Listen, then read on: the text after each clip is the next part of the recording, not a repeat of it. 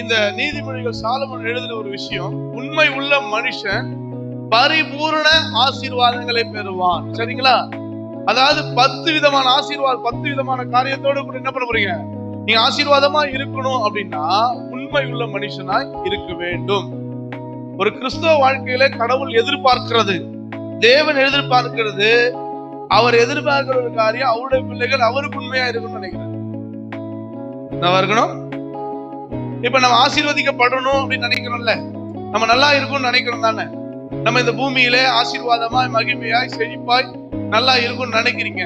நாம சர்ச்சைக்கு வந்த பிறகு, இயேசுவை ஏற்றுக்கொண்ட பிறகு நம்ம ஏதோ ஒரு வகையில தான் நல்லா இருக்கிறோம்.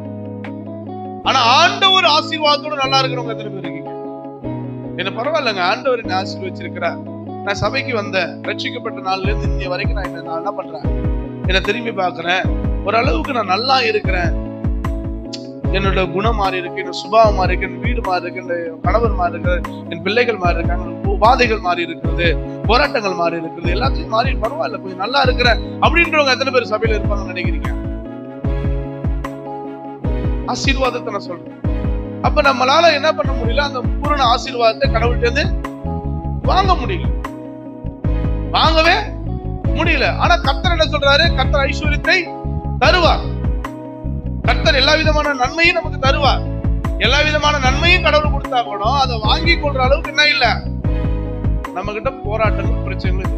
நான் சொல்றது வியாதி வறுமைகள்லாம் இல்லை, பூரணமான சந்தோஷத்தோடு கூட நம்ம வாழ்க்கை செழிப்போடு இருக்கிறோமா அப்படிங்கறத நம்ம பேசணும். அதுக்கான ஒரு 3 காரியத்தை உங்கள்கிட்ட நான் சொல்ல போறேன். 3 காரியத்துல நீங்க உண்மையா இருந்தீங்க அப்படின்னா, நம்ம பிரசங்கெல்லாம் 1000 காரியம் இருக்கும், 3 காரியத்துல உண்மையா இருந்தீங்கன்னா, இந்த 3 காரியத்துல நீங்க உண்மையா இருந்தீங்க அப்படின்னா, நிச்சயமா சொல்றேன், தயவு செய்து சொல்றேன், இந்த வசனத்தை கேளுங்க, நீங்க ஆசீர்வாதமா இருக்கணும் இந்த பூமியில.